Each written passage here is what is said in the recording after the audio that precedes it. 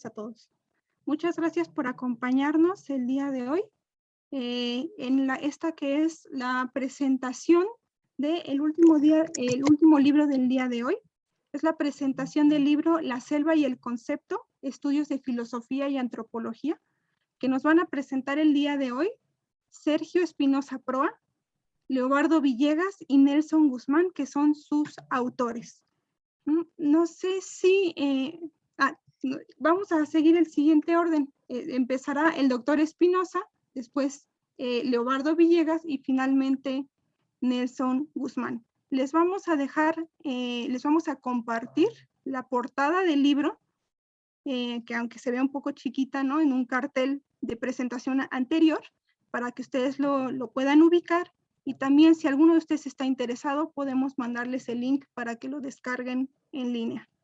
Adelante, doctor Espinosa, tiene la palabra, por favor. Pues muchas gracias, Tania. Buenas noches. Ha sido una jornada agotadora, ¿eh? Yo no he dormido desde antier. No se crean. Este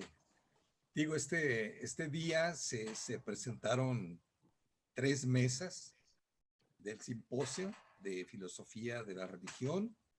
Fue muy interesante, muy instructivo. Y se presentaron 2 libros, este es el segundo. El primero fue el de la, ¿cómo se llama? El enigma diurno, la escritura neutra de Maurice Blanchot, que, bueno, se presentó a la 1 de la tarde y que fue un éxito total, ¿no? Se lo arrebataron en todas partes. Ahora vamos a hablar de un libro colectivo. El libro de Blanchot, pues es de mi autoría. Yo me hago responsable de todas las tonterías que se dicen ahí, pero en este libro nos hacemos responsables 3 gentes, que somos Nelson Guzmán, que se va a incorporar un poco después, Leobardo Villegas, que ya está aquí, y un servidor, Sergio Espinosa Proa. Los 3 pertenecemos a un cuerpo académico que se llama Filosofía y Antropología. Mi licenciatura es en Antropología Social y el doctorado de uno, porque tiene 2, el nene. Uno de los doctorados que tiene Leobardo Villegas es sobre historia de América, que es un poco antropología de América. Y el doctor Nelson Guzmán, aunque tiene licenciatura, maestría y doctorado en filosofía, siempre le ha parecido muy interesante la cuestión antropológica. La antropología, entonces, tiene una relación muy intensa, así como pasional, con la filosofía. Lo sabemos desde los presocráticos, desde que existe esta cosa que se llama filosofía. No como una ciencia constituida, porque eso es ya del siglo XIX, de nuestra era. La antropología tiene una raigambre muy especial. Aborda una serie de problemas que la filosofía dejó un poco lateralmente, marginalmente, pero que es que todo el conocimiento, toda la inquietud que hay en la antropología, la hace suya, la filosofía, no le queda otra. Entonces, bueno, nosotros 3 aquí en Zacatecas tenemos una relación de que yo estudié, por ejemplo, la licenciatura en antropología, pero la maestría y el doctorado los hice en filosofía. Entonces tenemos una mezcla ahí bastante monstruosa de lo que sería la filosofía y la antropología, los 3 colegas que firmamos el libro. este es como el primer libro que presentamos públicamente es como producto de nuestro trabajo. Nuestro trabajo consiste en hacer filosofía, pero también en mezclar un poco la cuestión antropológica, ¿no? No somos antropólogos en el sentido malinovskiano de que hagamos mucho trabajo de campo, aunque, bueno, pues mis compañeros y colegas Nelson y Leobardo sí han trabajado mucho más tiempo y más últimamente en lo que sería conocido como trabajo de campo, o sea, trabajar en zonas indígenas, etcétera. Y yo trabajé durante muchos años como antropólogo. Ya últimamente me he retirado un poco de la cuestión así más empírica, más práctica, más de trabajo en el terreno, pero que siempre me ha parecido la antropología una de las disciplinas que es más interesante para enriquecer la filosofía y que la antropología es una de las disciplinas que sin la filosofía también pues se debilita, ¿no? Y yo creo que es muy importante que la antropología se abra a una discusión filosófica. Cuando yo estudié antropología en la Escuela Nacional de Antropología e Historia, ahí en el Museo de Antropología e Historia de Chapultepec, lo que había, la presencia de la filosofía era mediante el marxismo. Es decir, fue en los años 70. No sé si alguno de ustedes se acuerde del marxismo. Fue un movimiento interesante de aquellos años. No se crean, eso sigue siendo vigente el marxismo en muchos aspectos.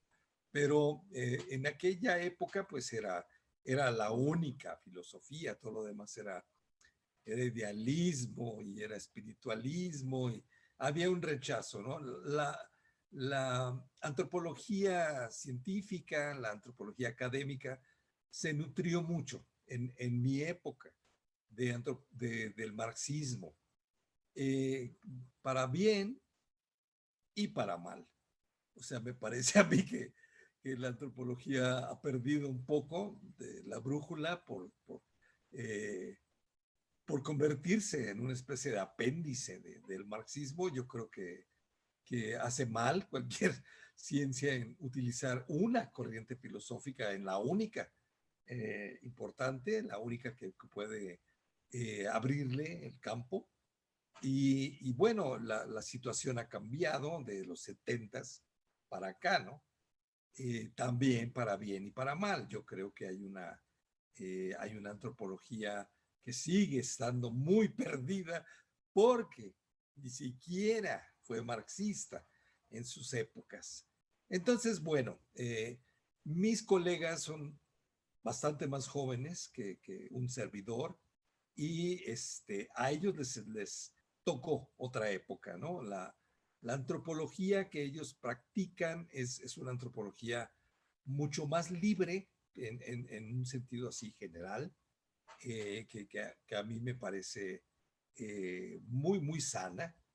La posición, por ejemplo, de Nelson Guzmán, pues es una antropología teñida un poco de lo que sería la visión que tienen antropólogos, entre comillas, como Georges Bataille, como Alfred Metreau, como Roger Calois, como Gustave Gusdorf. O sea, hay una presencia importante, ¿no?, de la antropología en el pensamiento, ¿no?, de estos colegas que van a decir lo suyo en su momento, y es que sí los dejamos, ¿no?, hablar. Bueno, Leobardo, pues el doctor Leobardo Villegas, tiene una visión un poco más académica, digámoslo así, de la antropología. Él va a justificar por qué es así. O sea, no había ninguna necesidad, pero pues él quiso, bueno, es muy, muy interesante la posición que tiene, sobre todo el conocimiento que tiene de los pueblos originarios, ¿no? de América. Su doctorado fue sobre historia de América, ¿no? Y antes y después de la conquista o de la colonia europea, ¿no? Española, pero también portuguesa, holandesa, etcétera, norteamericana, con un énfasis especial en lo que sería hispanoamericano. Eh, es diferente, es una posición que yo cuando conocí a Leobardo, pues él estaba haciendo su tesis de maestría sobre un pensador que digamos, no es antropológico precisamente, pero que rompía un poco los parámetros, la esfera de lo que sería la civilización occidental, y es un pensador que proveniente de uno de los márgenes de Europa, como que se abre a un mundo completamente distinto, ¿no? Y me refiero a Émile Michel Cioran, o Cioran, porque es rumano, es de Rumanía, entonces tiene una como dislocación respecto de lo que sería el centro de Europa y de todas sus ciencias.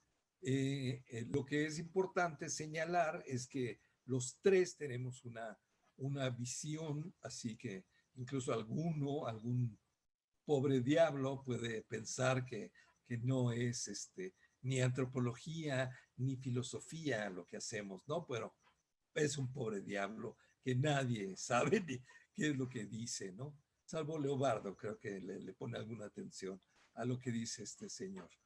Bueno, es realmente yo estoy muy contento de trabajar con ellos.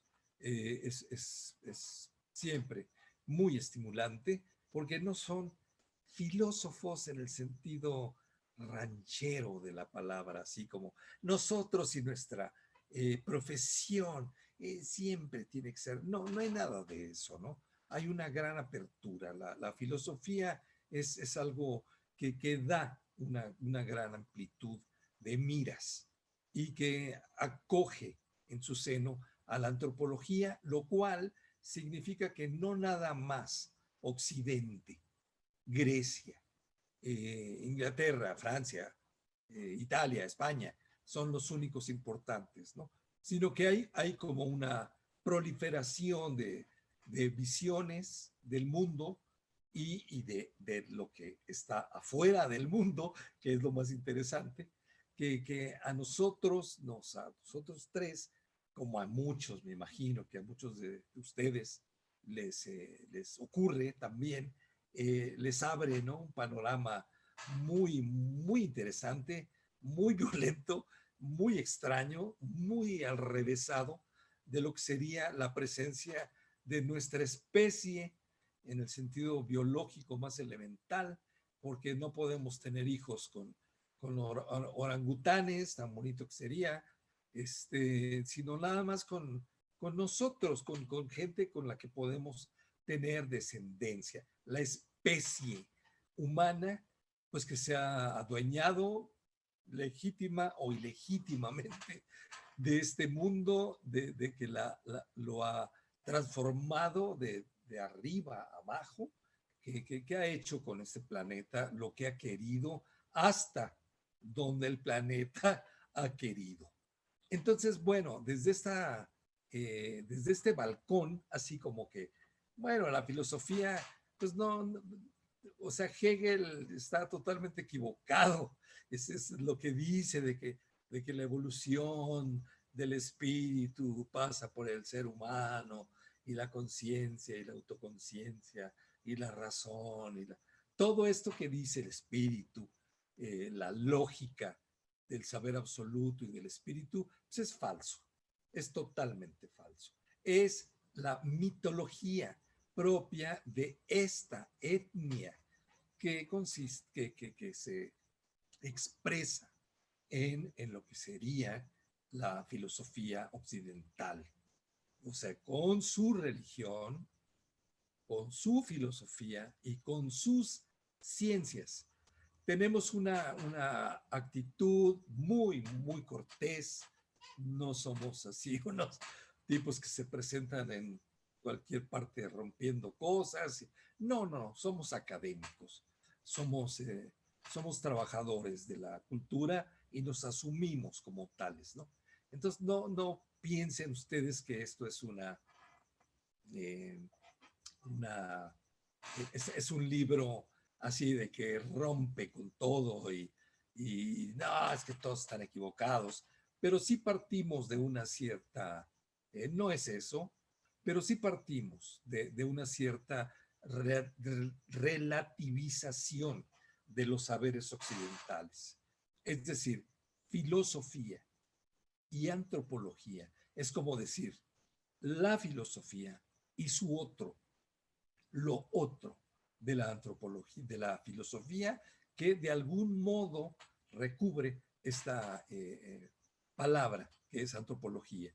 O sea que ustedes también pueden ver, y en el libro está muy claro, de qué se trata con esta antropología que no es exactamente la antropología que se da en las escuelas de antropología, pero tampoco es así como un caos total y todo lo que nos importa es acabar con el logocentrismo, y no, nada de eso, ¿no? O sea, nosotros somos muy, muy educados en el sentido así literal de que no rompemos lanzas ni nos creemos así por encima de los demás, pero sí creemos que lo que lo que alimenta a la filosofía no es algo que, como en Hegel, volviendo a él, podría nutrirlo sin envenenarlo. O yo creo, pues es la idea del espíritu, ¿no? O sea, incluso puede digerir la muerte.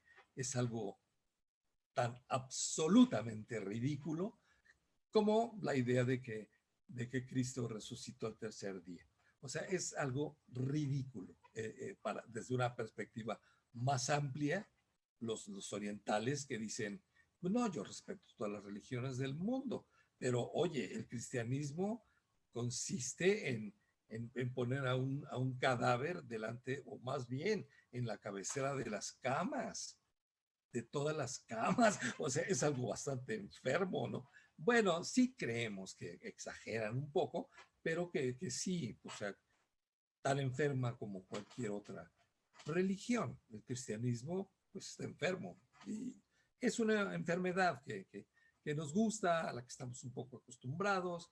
En fin, la visión que tenemos es, la filosofía es una de las flores, de las orquídeas más preciosas de Occidente, más hermosas, más raras de Occidente, pero sin conocer aquello a lo que se opone, es decir, a los bárbaros, a los salvajes, no entendemos cuál es su belleza.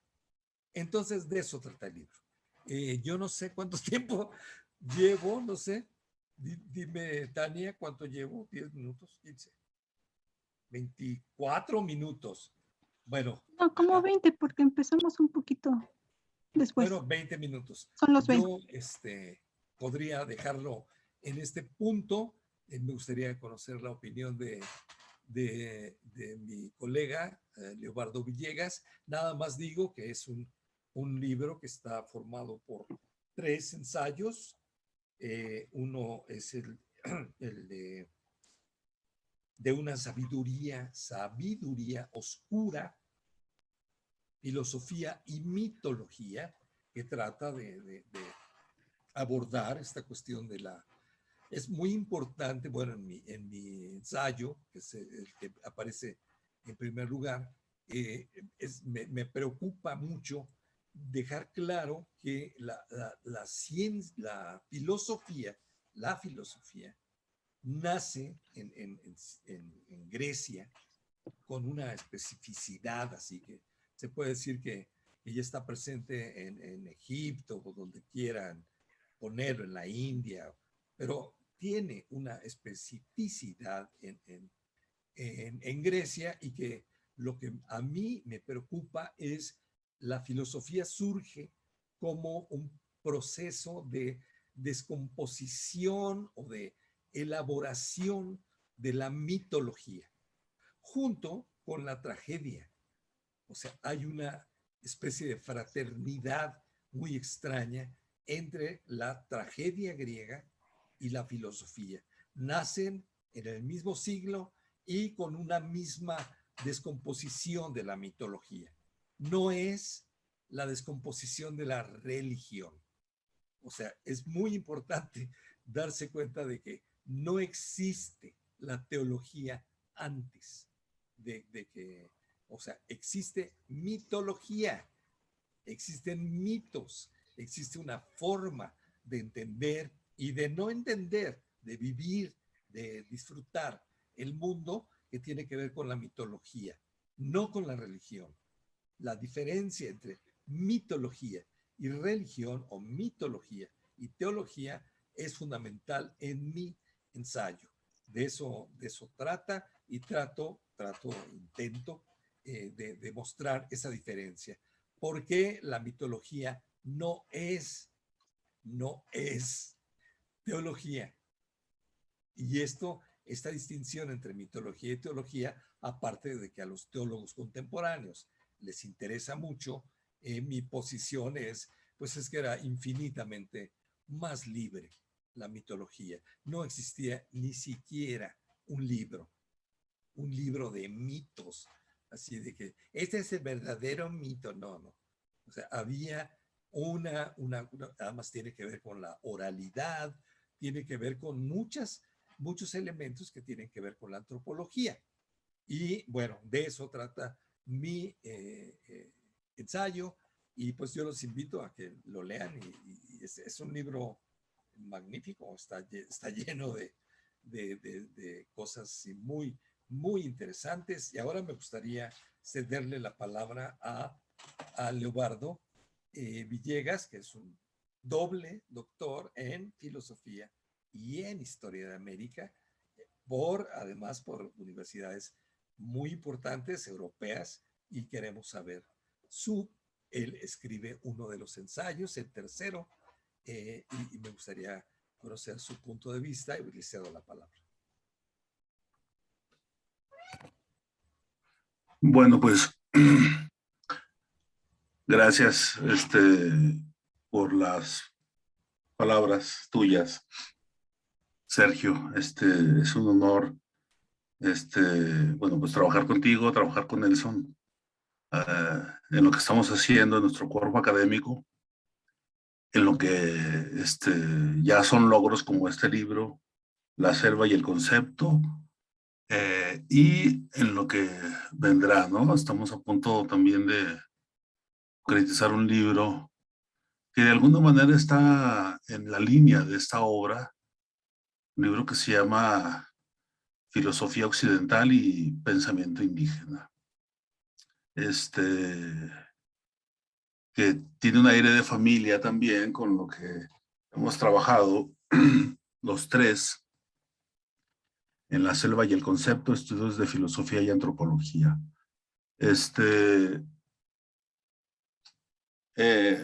Tendría que, o más bien explicaría un poco el título del libro, creo que es importante.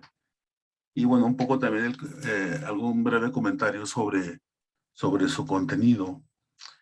Cuando el libro apenas era un proyecto, en los diálogos fructíferos que tenemos en nuestro cuerpo académico, decidimos ponerle este título, La selva y el concepto, estudios de filosofía y antropología, por lo siguiente. Esas dos palabras claves en el título, selva y concepto. Bueno, queremos hacer una obra donde pusiésemos en la mesa en diálogo a esas dos disciplinas, a la filosofía y a la antropología. Entonces, la antropología obviamente también relacionada con el interés que tenemos por las sociedades que los antropólogos llaman pueblos, entre comillas, primitivos.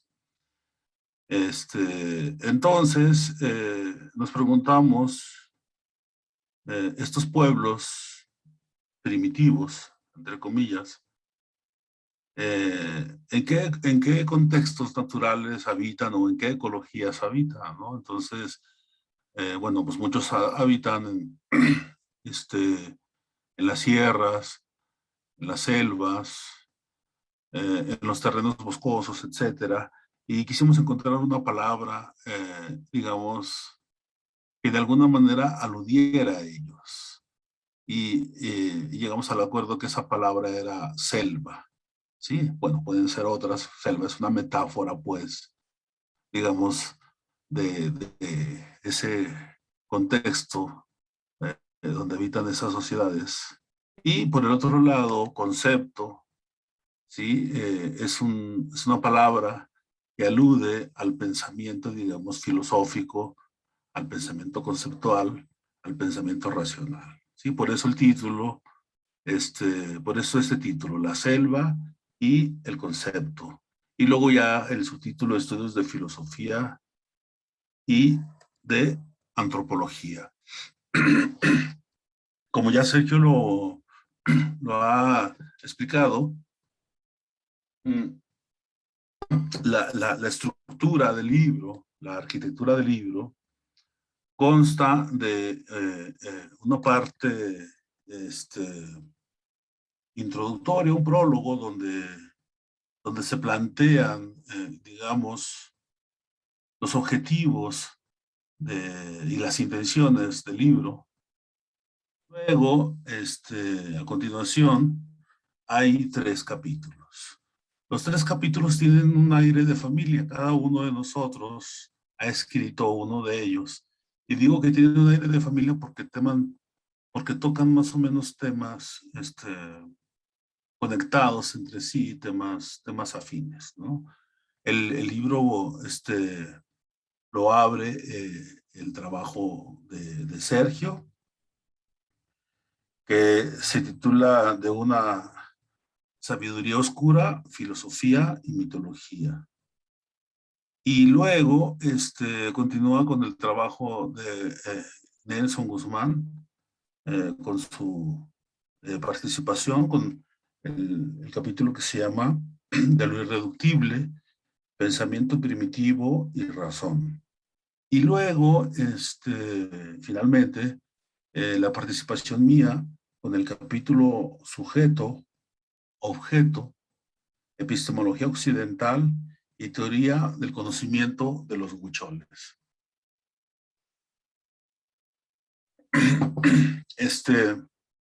Como les decía, los 3 capítulos, si bien tienen cada uno sus singularidades, sus respectivas narrativas,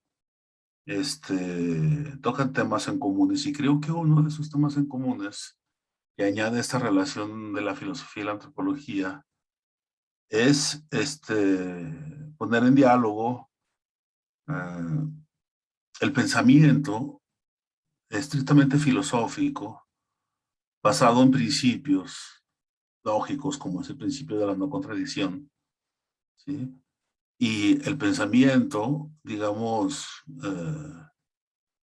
externo al pensamiento filosófico, estrictamente hablando, pues, sería otro tipo de pensamiento.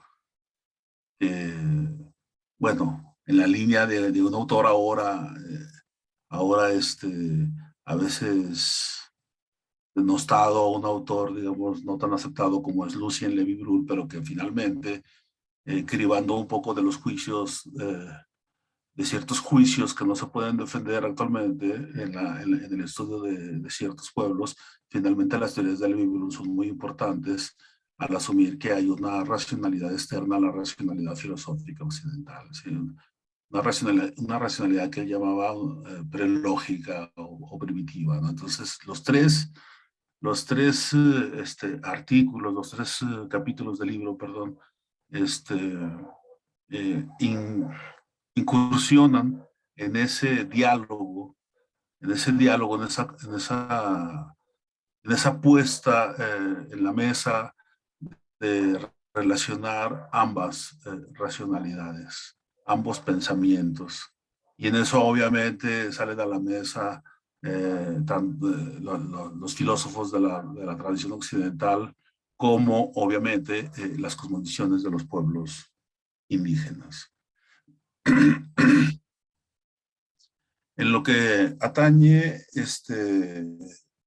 a una de las hipótesis fundamentales del libro, de los tres capítulos, pues, es que el pensamiento filosófico occidental, basado en ciertos principios como es el de la no contradicción, es un tipo de pensamiento, es una forma de interpretar el mundo, es una forma de interpretar la realidad, pero no es el único pensamiento, ¿sí?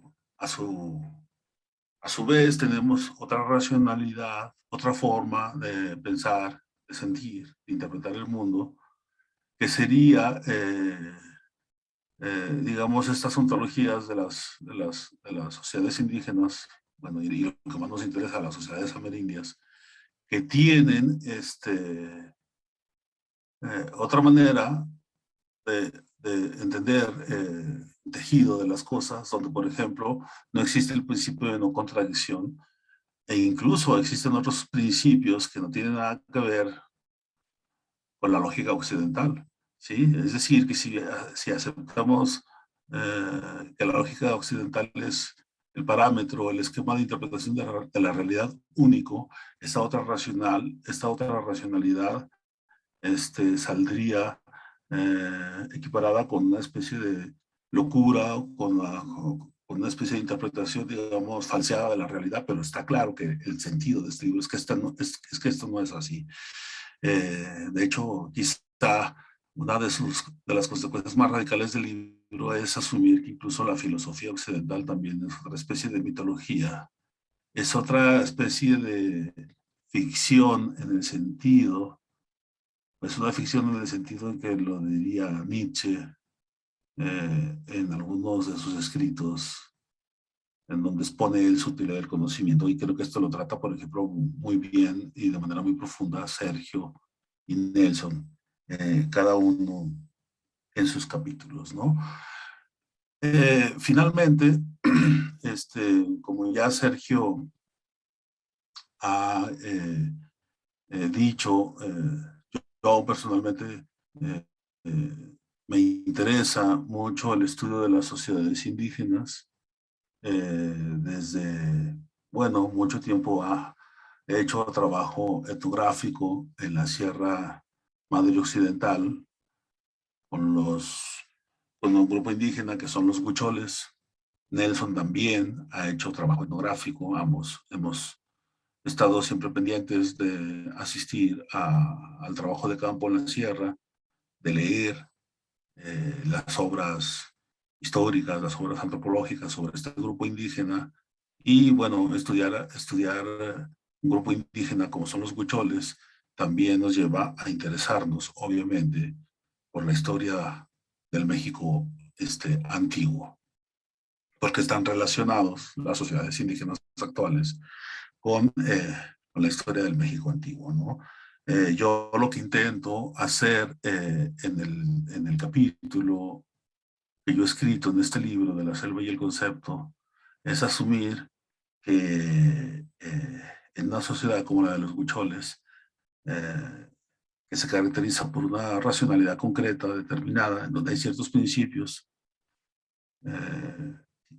eh, que son particulares, también puede existir una teoría del conocimiento, una epistemología alterna a la epistemología occidental. El libro, pues, el capítulo del libro tiene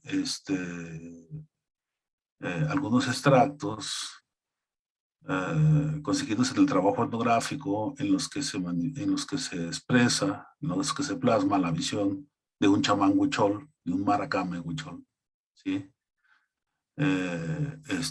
Y se analizan esas narraciones donde él expresa su forma de ver el mundo, su visión mitológica de la realidad, el mundo de sus dioses, el mundo de su sociedad ritual y sacrificial, su cosmogonía, su ontología, por decirlo así. Una ontología, llamémosle, animista en el sentido en que lo hacen autores como Felipe Escola y Eduardo Viveiros de Castro, donde no está claro cuál es la diferencia entre el mundo humano y la naturaleza, porque los huicholes, al igual que los indígenas amazónicos, asumen que las plantas y los animales e incluso los fenómenos meteorológicos tienen algo de humanidad, también son humanos, también forman parte de la cultura. Esto también pasa en el mundo mesoamericano, en el mundo de los huicholes, claro que pasa. Bueno, se pone en la mesa en el capítulo la ontología de un pueblo a través de las narraciones orales de un maracame, huichol, y se le hace dialogar con ciertas posturas de la filosofía occidental, ¿sí?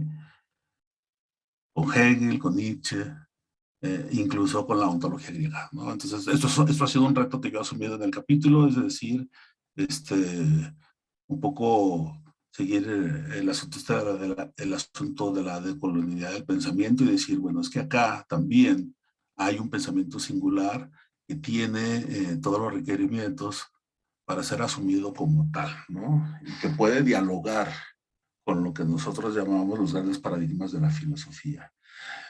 Finalmente, decir que pues, obviamente ha sido un gran placer para mí lo es para mí trabajar con Sergio, con Nelson. Estoy muy emocionado porque tenemos en perspectiva otros trabajos. Posteriormente escribimos otro libro conjuntamente, que se llama Nietzsche, 13 ensayos. Lo acabamos de terminar, está publicado. Tenemos el libro de Filosofía Occidental y Pensamiento Indígena, que está ya prácticamente para entrar a la editorial para imprimirlo. Y tenemos otros proyectos, ¿no? Que vamos a llevar a buen término. Eso para mí pues es muy emocionante eh, trabajar con ellos. Uno de los resultados pues es la presentación de este libro, en el cual yo agradezco que se me permita hablar de él. Y nada, agradecer a la invitación, a los presentes, a Sergio, por escucharme. Eso sería lo que yo tendría que decir. Gracias.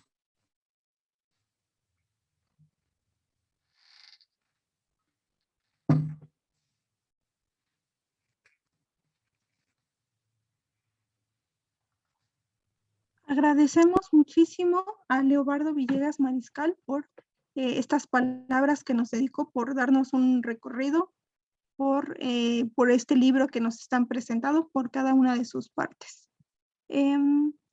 Disculpe, doctor Espinosa, ¿no sabe si vamos a contar con el tercer presentador? Creo que no está. Perdón, no lo escucho. Creo que Nelson tenía una reunión ahorita porque es el director de la Muy bien. escuela de filosofía, ¿no? Entonces, parece que estaba ocupado. Él dijo que se incorporaba, pero pues no pudo. No, creo que no está, ¿no? O sea. Sí, el doctor Nelson Guzmán, en efecto, por ser director de la Unidad Académica de Filosofía de Zacatecas, tiene una reunión ahora muy importante con las autoridades académicas y no va a poder incorporarse. De hecho, disculpas por esta situación. Bueno, pues no sé, nosotros podemos seguir hablando hasta las 3 de la mañana, que es cuando ya no hay posibilidades de hablar, pero bueno, o sea, sí podemos seguir, o sea, si hay preguntas, si hay comentarios, con mucho gusto, ¿no? O sea, A ver, yo puedo decir, ¿no? Así, de qué se trata el artículo de Nelson, que no estoy de acuerdo con él, ¿no? Bueno, hay cierta posición así encontrada. Yo me acuerdo cuando Nelson presentó su tesis de licenciatura y hablaba de autores que a nosotros nos parecían así como, oye, pero estás hablando de un tipo que está totalmente desenfocado de lo que es, ¿no? Y bueno, Nelson tiene una visión muy propia. O sea, él dijo, no, a mí me parece muy bien lo que está diciendo tal cuate, y a mí me encantó, ¿no? O sea, yo estuve en el jurado de su tesis y me pareció una discusión así interesante, ¿no? O sea, no se trataba de, a ver, pues te falta una cita, no sé dónde, o sea, toda la cuestión académica que la respetábamos, pues no era eso, era, oye, ¿tú qué piensas de esto? O sea, muy bien, ¿no? Lo que hace eh, Nelson en este libro es un artículo interesante que es la cuestión de la irreductibilidad entre pensamiento racional y pensamiento primitivo. O sea, sí sigue, como ha dicho Leobardo, sí sigue un poco la línea de Levi-Brul. Levi-Brul, para mis pulgas, estaba totalmente superado, entre comillas, por Levi-Strauss. Levi-Strauss decía, ¿cuál? O sea, no existe esto de que hay una diferencia radical entre pensamiento primitivo y pensamiento racional. O sea, eso es absolutamente posicional.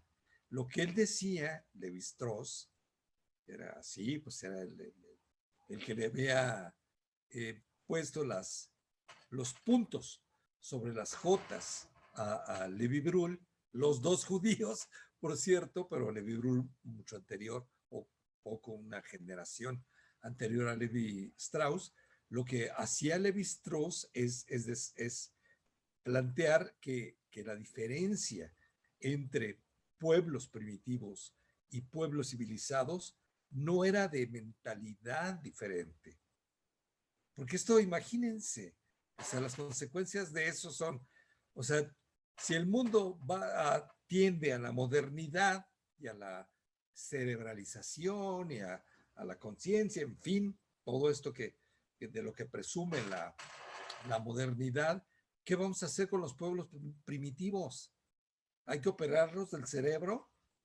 O sea, ¿cómo pueden entender, cómo pueden adaptarse a un mundo así como el nuestro? Y Levi-Strauss tiene una solución muy sencilla. Hay un pensamiento. Fíjense lo que hace Levi-Strauss. Dice, Platón cree que lo sensible es ciego. Lo sensible, el conocimiento de los sentidos, que llegan, que es tan particular que no pueden llegar a una abstracción, ¿no? Y como consecuencia de esta descalificación de lo sensible, Platón piensa que todo lo que existe es producto y resultado de lo inteligible, es decir, de las ideas. Entonces dice, bueno, el mundo occidental, filosófico, moderno, racional, lo que quieran poner ustedes, es producto de esta idea platónica, de que existe algo que se impone, algo que es inteligible, que es abstracto, que es ideal y que se impone sobre lo sensible. Entonces, bueno, estudió filosofía de Levi-Strauss, estudió filosofía en París y dijo, esto me huele muy extraño, me voy a Brasil y voy a adoptar un changuito y voy a estudiar a los pueblos que no tienen ni escritura. O sea que no sabe ni escribir, ni leer. Y se va a Brasil, claro, con una escala en Nueva York, con su amigo Roman Jacobson, y entonces se lleva la teoría lingüística y se va al Amazonas y dice, el problema no es que haya dos mentalidades, primitiva y civilizada. Lo que hay es una carga, hay una descalificación del pensamiento sensible. Y él le dice, Lévi-Strauss lo dice con mucha tranquilidad, dice, esto se llama pensamiento salvaje. No es una incapacidad. O sea, un jíbaro del Amazonas es tan racional como un profesor de física de Harvard. O sea, no me digan que no pueden hacer esto. Claro que lo pueden hacer. No lo hacen porque es tan importante la diferencia. O sea, ellos piensan en las diferencias. Ellos, los otros, piensan en las diferencias sensibles como nosotros pensamos en diferencias inteligibles. Eso es toda la diferencia. Entonces, bueno, Lévi-Brühl es así como más así. No, espérate, pero es que si hay una diferencia, si hay una cuestión así totalmente, hay una distinción radical entre lo que sería el pensamiento filosófico, abstracto, racional y el pensamiento indígena o el pensamiento primitivo. Entonces, uno salido así del pensamiento, de la crítica al pensamiento demasiado colonialista, pues claro que lo de Lévi-Strauss es así como políticamente correcto. Es políticamente más correcto que lo de Lévi-Brühl. Entonces, bueno, ahí viene un parteaguas que hace que mis colegas digan, no, claro que hay una diferencia, que el principio el tercer excluido, la no contradicción, toda la cuestión aristotélica, si usted lo pone aquí, Aristóteles, y aquí pone a los huicholes, pues claro que se va a ver una diferencia impresionante. Y Lévi-Strauss dice, no, bueno, sí, pero no son incapaces. Los huicholes no son incapaces de establecer relaciones perfectamente geométricas y racionales respecto a cómo poner una viga, cómo construir una canoa, cómo hacer un puente. Por supuesto que lo hacen. O sea, no son primitivos en el sentido de que les falte algo. No, están totalmente sobrados. Y claro que lo pueden hacer. Lo que pasa es que tienen más valorado, y eso es muy importante, tienen más valorado lo sensible que lo inteligible. ¿Por qué? Por 40,000 causas. Eso es todo, ¿no? Entonces, toda la discusión de este libro tiene que ver, ¿no? Así como, ¿qué es lo que hace que otras sociedades valoren de una manera tan grande lo inteligible en contra de lo sensible? Y yo por eso dije en la tarde, ¿no? En mi ponencia, dije, pues, ¿para qué vamos tan lejos? La pregunta que le hice a Montserrat, ¿no? O sea, si decimos que la ciencia es la que puede decirnos qué pasa con la religión, no vamos a entender la religión porque la ciencia es un producto de la religión, es un producto del cristianismo.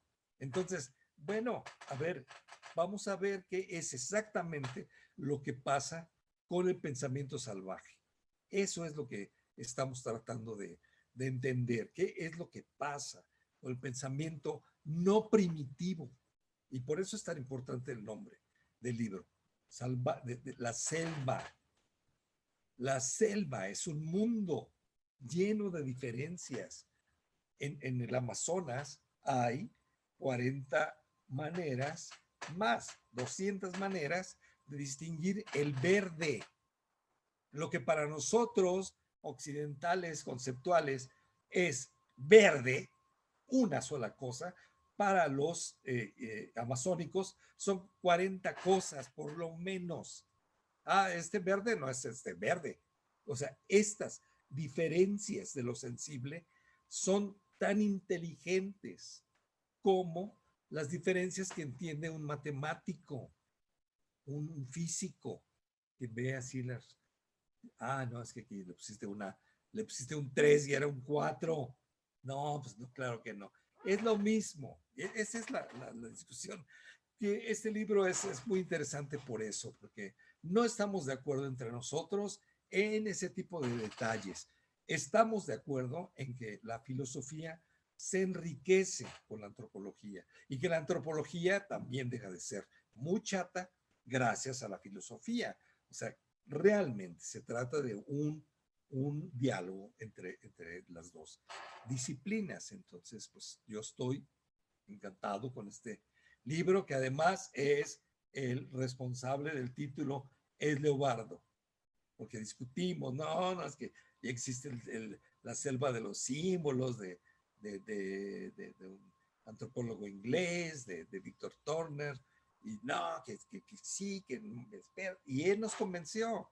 Leobardo dijo, no, está bien así, la selva y el concepto son dos formas de entender el mundo. Adelante. Eso es lo que yo podría agregar ahorita. Y bueno, pues no sé, Tania, si hay preguntas o si Leobardo quiere decir algo más. Con mucho gusto. Sí, no sé si el profesor Leobardo Villegas tenga algo que quiera agregar. No, de hecho creo que lo que Sergio ha explicado ahora últimamente cierra perfectamente lo que podríamos decir del libro. Bueno, lo único, hacerles llegar el PDF del libro para si hay alguien que esté interesado en leerlo, bueno, pues compartirlo. Y sería todo, pues muchas gracias. Pues muchas gracias a ustedes. Les comento que tal vez preguntas no tuvimos, pero sí felicitaciones, reacciones positivas, corazoncitos en la publicación en Facebook. Diana Moncada, Shaba González, Marlene Velázquez nos dejan reacciones positivas, interés por el libro. Este enlace al PDF del que nos comenta el doctor Leobardo Villegas, lo vamos a colocar si nos permiten, en los comentarios de la publicación en Facebook para que aquellos que estén interesados lo puedan descargar. Lo hemos también puesto en los comentarios del chat aquí mismo para que los que aquí están con nosotros puedan también descargarlo. Acuérdense que esta fue la segunda parte de una unidad de presentación de libros. La primera parte que tuvo que ver con el libro El Enigma Diurno, la escritura neutra de Maurice Blanchot, de precisamente el doctor Espinosa Proa. Lo pueden conseguir con él directamente en su perfil de Facebook. Y pues les agradecemos muchísimo por habernos hablado un poco acerca de este libro, que es lo que nos comentaron, queda muy bien para que se nos antoje descargarlo, leerlo y analizar, ¿no?, cada uno de los puntos que nos plantean. Agradecemos que nos hayan hablado, ¿no?, de la posibilidad de este diálogo, no nada más entre pensadores como ustedes, que como señalaba el profesor Espinosa, no siempre están de acuerdo, pero precisamente lo importante es propiciar ese diálogo abierto, pero también el diálogo entre la filosofía y la antropología, que a pesar de ser áreas de investigación que estén que tengan un corte, un estatus epistemológico distinto, se abran desde la dignidad, desde pues, la autonomía de cada una de ellas para dialogar simétricamente, ¿no? Quedarnos nada más encerrados en la cuestión de la investigación filosófica con los mismos pensadores de siempre, sino abrirnos a cuestiones pues, interdisciplinarias, transdisciplinarias, etc. Muchísimas gracias a todos. Nos está preguntando Lali Pedrazas precisamente dónde podemos conseguir el libro en físico, ¿no? Porque una cosa es tenerlo digitalmente, pero otra en físico cuando queremos hacer tal vez anotaciones. No sé si nos puede decir algo al respecto los autores.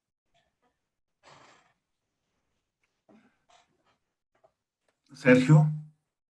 Bueno, esa es mi asesorada. Citlali, yo le puedo pasar un ejemplar de los dos libros, del mío y de este, ¿no? Que es colectivo, y con mucho gusto. A ver, si fuera físico y alguien que no es de aquí de Zacatecas lo quiere, lo podemos enviar por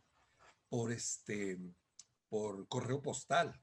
Nada más que nos digan a dónde enviarlo y lo enviamos con mucho gusto. De hecho, ya, habría dos maneras, ¿no? Bueno, para enviarlo por correo postal. Una de ellas es que entre a la página de Facebook del cuerpo académico, se llama Filosofía y Antropología. Puede hacer la solicitud del libro y se lo podemos enviar. La otra es pedirlo directamente a la editorial, es Taberna Libraria, está en Zacatecas, Taberna Libraria. Dirección, teléfono, todo está en el internet, y también ahí podría comprarlo alguien que estuviese interesado en tenerlo en físico, ¿no? Serían esas dos maneras. Muy bien, entonces a través de Facebook, sea en el perfil personal del doctor Espinosa, o nos decía en el perfil del cuerpo académico de la Universidad Autónoma de Zacatecas, Filosofía y Antropología. Sí, Filosofía y Antropología, se llama el cuerpo académico, ¿sí? Y ahí se puede solicitar el libro también. Y en la librería Taberna Libraria directamente. Sí. Muy bien. Pues muchas gracias. Justo pues nos está quedando bien el tiempo, ya estamos llegando justo a la hora. Les agradezco muchísimo a los autores por habernos compartido un poco del producto, ¿no? De su investigación, y dejarnos con ganas de seguir leyéndolos. Muchísimas gracias. Gracias, muy amables. Gracias. Muchas gracias también. Gracias.